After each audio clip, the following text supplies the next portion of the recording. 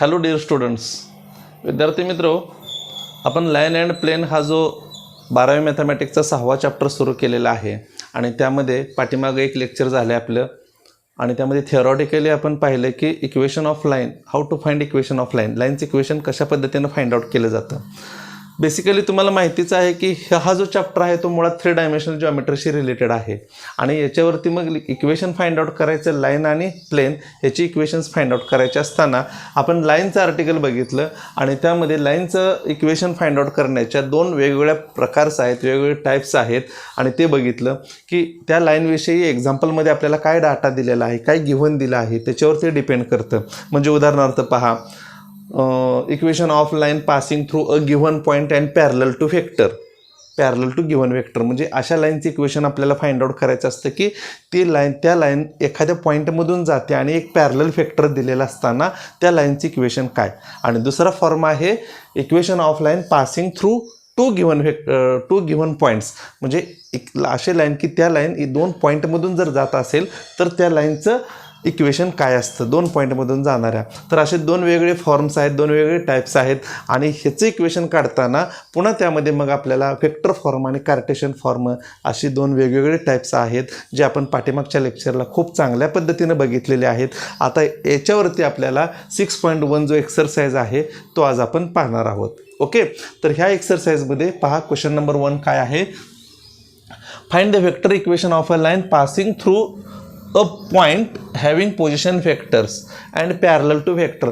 आता एक्झाम्पल वाचल्याबरोबर आपल्या असं लक्षात आलं पाहिजे की ह्या एक्झाम्पलमध्ये आपल्याला काय दिलं आहे. तर ह्या एक्झाम्पलमध्ये दिलं आहे की त्या line passing through the point having position vector, म्हणजे पॉईंटचा पी व्ही दिला आहे, पोझिशन वेक्टर दिलेला आहे and parallel vector is also given. आणि फाइंड आउट करायचं आपल्याला वेक्टर इक्वेशन, कारण 2 टाईपचे इक्वेशन्स असतात, एक वेक्टर इक्वेशन आणि दुसरं Cartesian equation.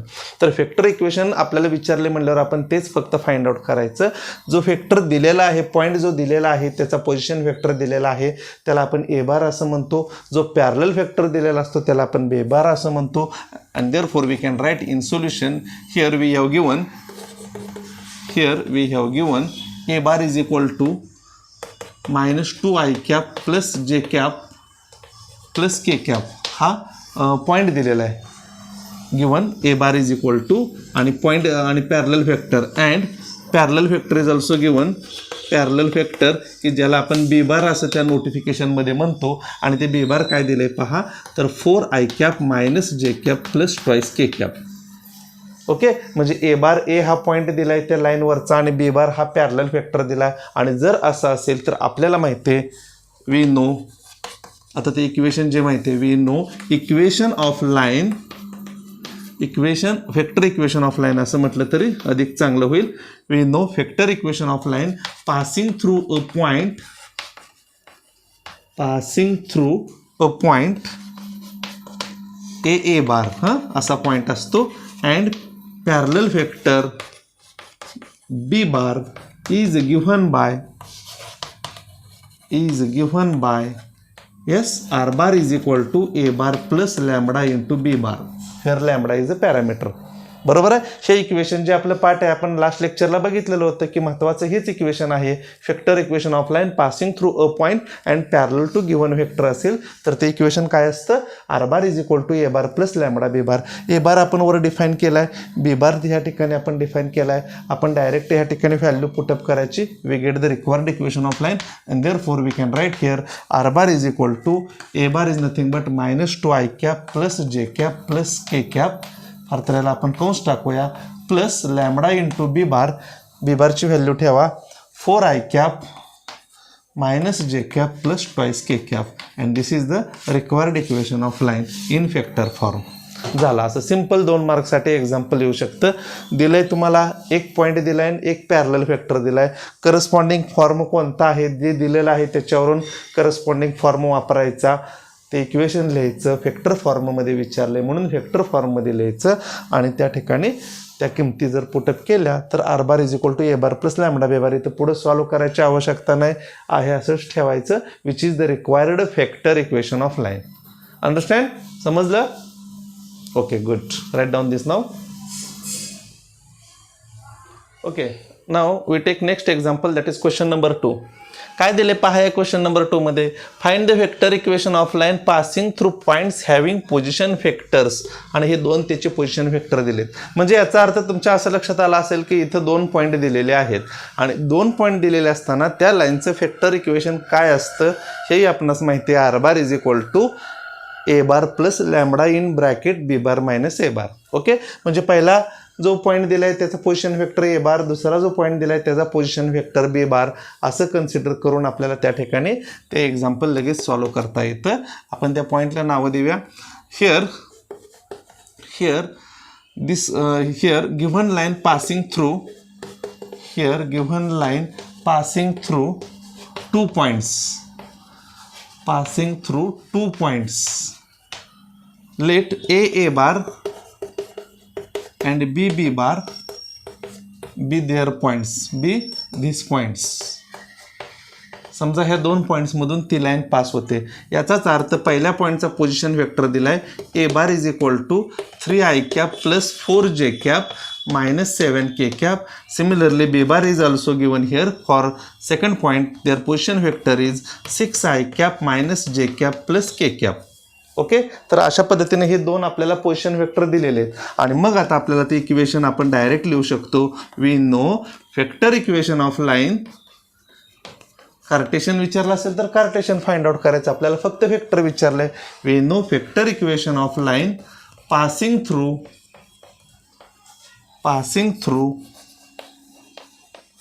A bar and B bar is, yes, we know that equation, that is R bar is equal to A bar plus lambda in bracket B bar minus A bar, where lambda is a parameter. Okay, तर हे equation 2च प्रकारचे vector इक्वेशनचे form आहेत. एक पहिल्या गणितामध्ये झालं, हे दुसऱ्यामध्ये व्हेक्टर इक्वेशनमध्ये. आता इथं ए बार बी बार ए बारची आपण ह्या व्हॅल्यू इथं पुटअप करू ह्यामध्ये. And therefore we can write here r bar is equal to, yes, a bar is nothing but 3i cap plus 4j cap minus 7k cap. Okay, plus lambda into bracket b bar minus a bar. आधी b bar लिहूया आपण, 6i cap minus j cap plus k cap minus, आता दुसरा vector त्यातनं minus करायचं आहे म्हणजे इथं साईन चेंज होतील. 3i cap minus 4j cap plus 8k cap. बरोबर आहे, एक स्टेप स्किप केली मी, म्हणजे याला कंस टाका याला कंस टाका आणि मग मध्ये मायनस साईन द्यायच्या ऐवजी मायनस करून इकडचे चिन्ह बदलले. मायनस 3i कॅप केलं आपण, minus 4j cap plus 7k cap. तर या पद्धतीनं ते व्हेक्टर लिहिले. And therefore we get r bar is equal to 3i cap plus 4j cap minus 7k cap plus lambda into, yes, come on, 6i cap minus 3i cap, that is 3i cap.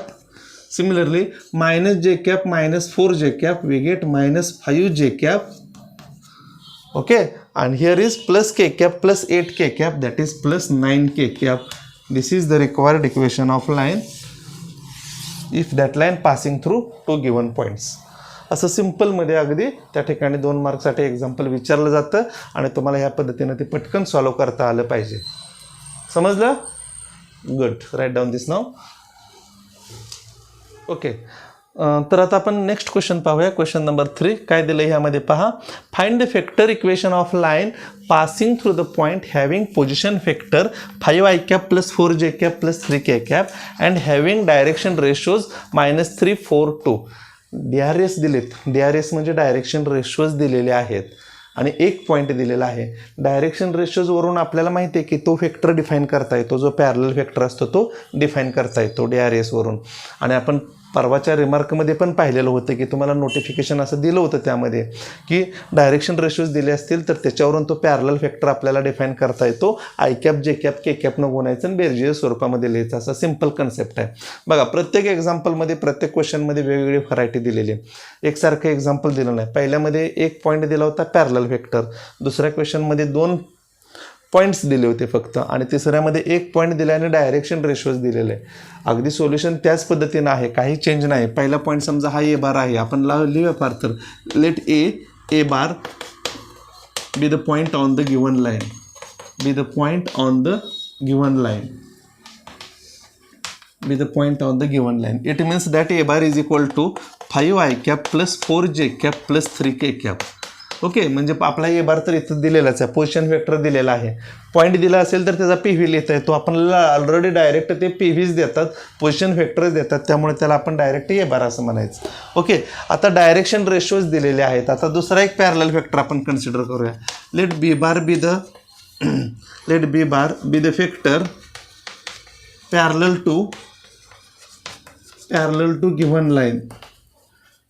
to given line whose direction ratios are, that is whose DRS are, parallel vector चे direction ratios हे same असतात, that is -3 4 2.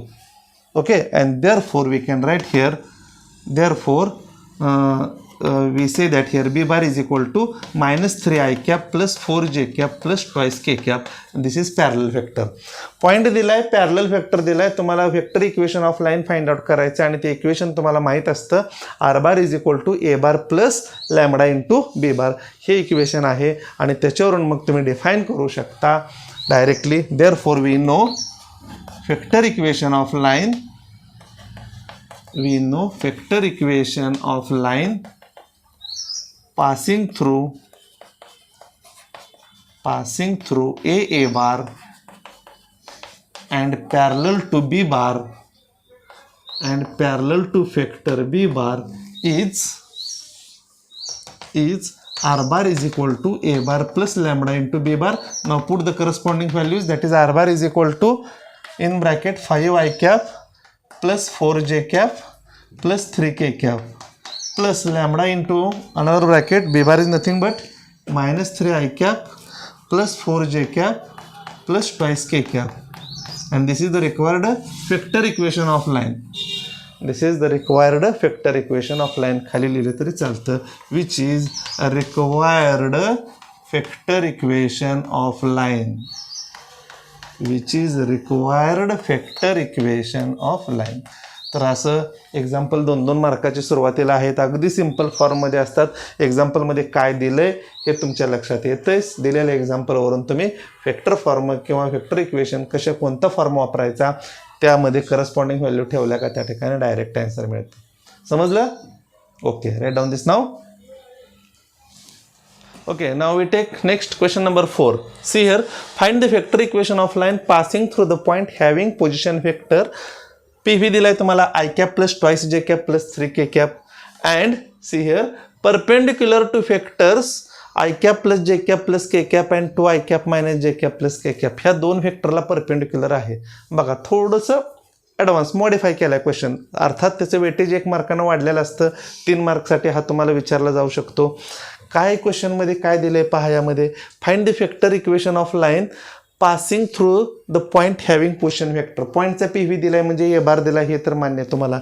पुढं बघा अजून variety दिली, वेगळ्या पद्धतीचं example आहे. अँड परपेंडिक्युलर टू वेक्टर्स, ह्या दोन वेक्टरला ते परपेंडिक्युलर आहे. म्हणजे हा समजा बी बार आणि हा सी बार असेल तर आपल्याला ह्या दोन वेक्टरला ती लाईन आहे ती परपेंडिक्युलर सांगितले. याचा अर्थ ह्या दोन्हीचा जर क्रॉस प्रॉडक्ट घेतला, बघा आपण वेक्टरमध्ये शिकलोय, दोन वेक्टरचा क्रॉस प्रॉडक्ट हा काय असतो, याचा अर्थ त्या लाईनला ती पॅरलल लाईन येते. कारण क्रॉस प्रॉडक्ट म्हणजे काय असतं, हा बी बार हा सी बार असेल तर क्रॉस प्रॉडक्ट म्हणजे perpendicular to both b bar and c bar is nothing but the parallel to the given line. तुम्हाला क्रॉस प्रॉडक्टमध्ये आपण पाहिलेलं आहे, हा बी बार आहे हा सी बार आहे, तर दोन्हीचा क्रॉस प्रॉडक्ट म्हणजे काय असतं, ह्या दोन्हीला परपेंडिक्युलर म्हणजे बी बार क्रॉस सी बार. याचा अर्थ ही लाईन काय झाली, पॅरलल झाली. बी बार क्रॉस सी बार ह्या दिलेल्या लाईनला पॅरलल झालं. कारण हा वेक्टर परपेंडिक्युलर आहे, हा वेक्टर परपेंडिक्युलर आहे सेपरेट, पण दोन्हीचा क्रॉस प्रॉडक्ट हा काय येतो, पॅरलल येतो. दोन्हीचा क्रॉस प्रॉडक्ट हा ह्या लाईनला पॅरलल येतो. आणि एकदा का पॅरललला आपल्याला वेक्टर मिळाला का पॉईंट माहिती आहे, पॅरलल वेक्टर माहिती आहे, लगेच आपण ते इक्वेशन लिहायचं. We know the equation of line passing through a point and parallel to given vector is r bar is equal to a bar plus lambda into b bar, that is parallel vector. आणि मग ह्यासाठी आपल्याला perpendicular वेक्टरचा cross product अगोदर घ्यावा लागेल, म्हणजे त्याच्यावरून आपल्याला पॅरलल वेक्टर फाइंड आउट करता येईल. आणि त्यासाठी आपण मग आधी क्रॉस प्रॉडक्ट घेऊया. ठीक आहे, दिलेल्या सोल्युशनमध्ये आपण असं लिहू शकतो आधी, let a bar is equal to given vector i cap plus twice j cap plus thrice k cap be given point on line. Okay, हा पॉईंट आहे की ज्याचा पोझिशन वेक्टर आपल्याला दिलेला आहे, त्याला आपण ए बार म्हणलं. हे दोन वेक्टर जे आहेत परपेंडिक्युलर त्याला आपण नाव देऊया.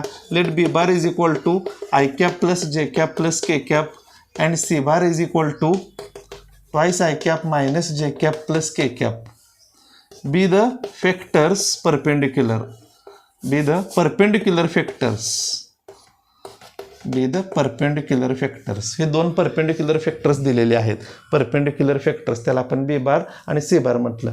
ह्याचा क्रॉस प्रॉडक्ट घेतला म्हणजे ते काय झाले की याचे परपेंडिक्युलर वेक्टर म्हणजे त्या लाईनला पॅरलल झाले. And therefore we can write here b bar cross c bar is equal to. मग दोन्हीचा क्रॉस प्रॉडक्ट आपण कसा घेतो तर डिटर्मिनंटमध्ये पहिला जो रो असतो आपण वेक्टरमध्ये शिकलेलो आहोत. पहा पहिला row i cap j cap k cap. दुसरा रो चला बी बारचे कोएफिशियंट्स 1 1 1. तिसरा row 2 -1 1. And now simplify this determinant. हा डिटर्मिनंट सोडवायचा. आय कॅप इंटू ब्रॅकेट पहा इथं 1 + 1 दॅट इज 2. अगदी शॉर्टमध्ये सोडवला तरी चालतं. 1 + 1 that is 2 minus j cap into bracket 1 - 2 that is -1 plus k cap into bracket -1 - 2 that is -3 and therefore we get b bar cross c bar is equal to twice I cap plus j cap -3 k cap. Okay हा cross product काढला. हा cross product काढला म्हणजे त्या लाईनला हा parallel vector आला. Okay लिहा त्याच्या खाली मग therefore b bar cross c bar is parallel vector to given line.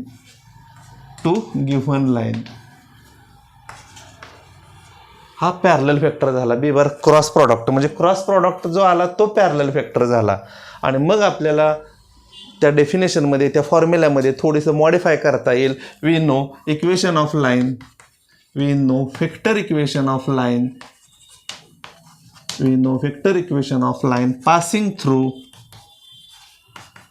A bar and parallel to b bar cross c bar is r bar is equal to a bar plus lambda into जे b bar लिहितो तो definition तेव्हा एक factor तिथं आपल्याला direct parallel दिला होता. आता पॅरलल फॅक्टर जो आलाय तो क्रॉस प्रॉडक्टच्या स्वरूपात आलाय म्हणून आपण इथं काय लिहायचं lambda into b bar cross c bar.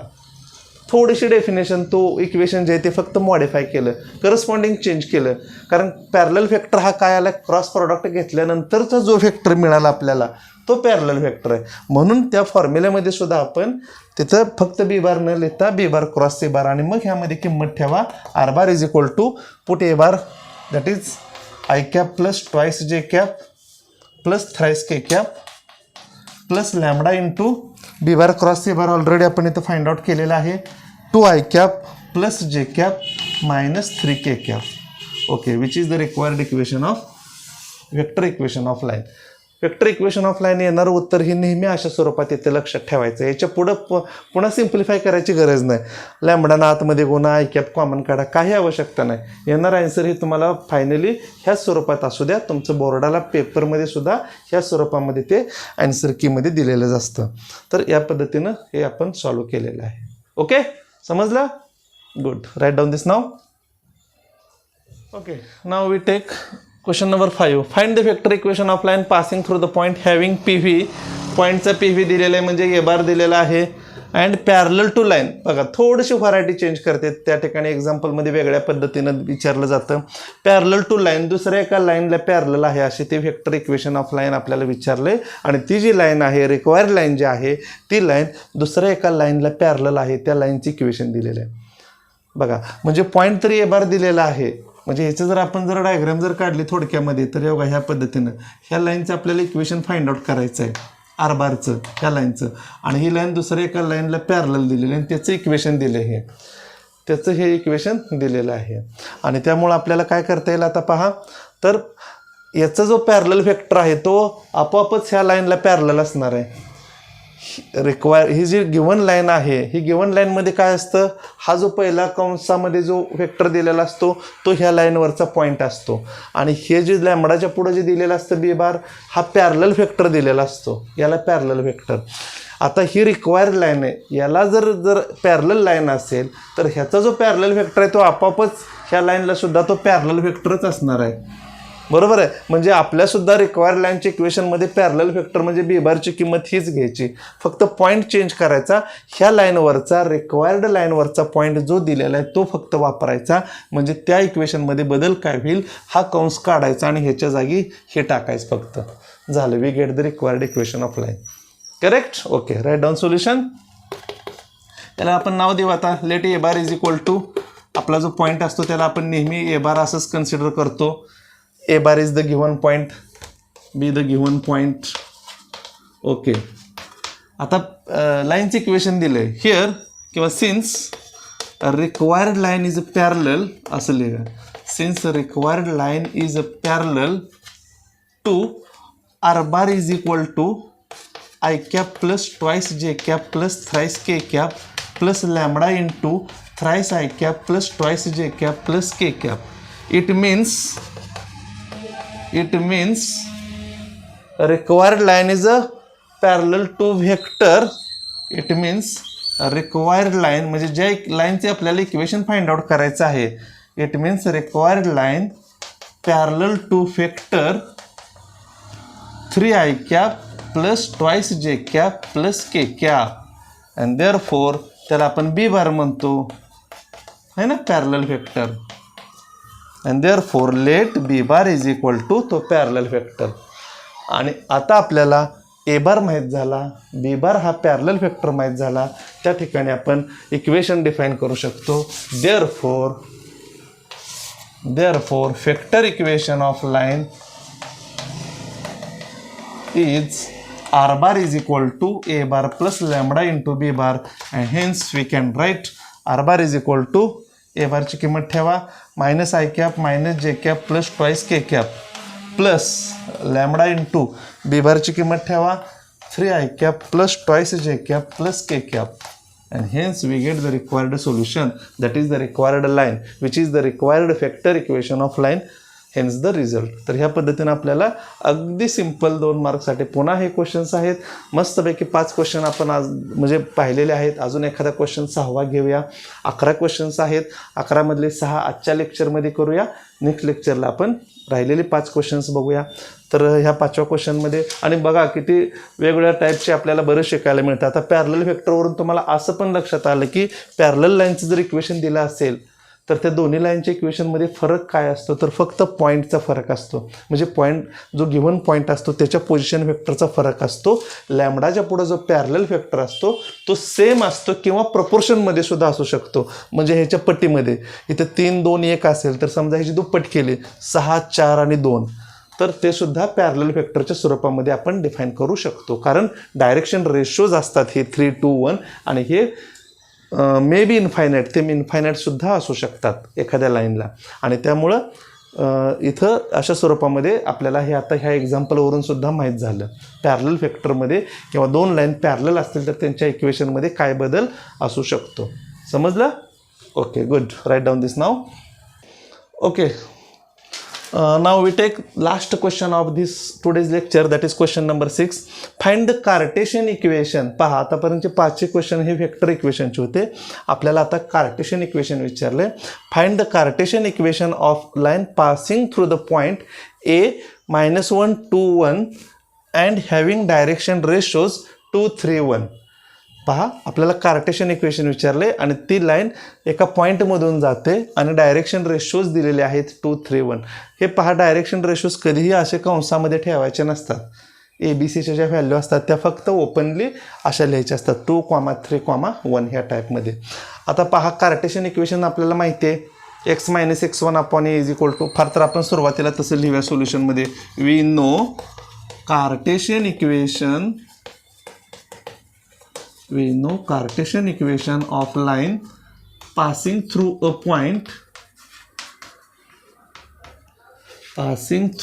point and passing through point ला आपण समजा x1 y1 z1 म्हणतो and having direction ratios DRS ABC म्हणतो त्याला is ते इक्वेशन लिहूया जे आपला अगोदर जो फॉर्म पार्ट आहे x - x1 upon a is equal to y - y1 upon b is equal to z - z1 upon c. Okay, this is the Cartesian equation of line. where line is passing through a point and having direction ratios ABC असेल तर ह्या पद्धतीने असतं. मग जर आपण दिलेलं here x1 y1 z1 is given, that is point is given -1, 2, 1 and ABC direction ratio जे आहेत ते दिलेत, त्याला मी ब्रॅकेट टाकायचं नाही अजिबात. त्याचं मिनिंग चेंज होतं. ब्रॅकेट टाकला का तो पॉईंट झाला आणि त्यामुळं ब्रॅकेट टाकायचे नाहीत. ABCची व्हॅल्यू काय दिली 2, 3, 1. आता हे सर्व किमती आपण करस्पॉन्डिंग व्हॅल्यू या दिलेल्या इक्वेशनमध्ये पुट करायच्या. And therefore above equation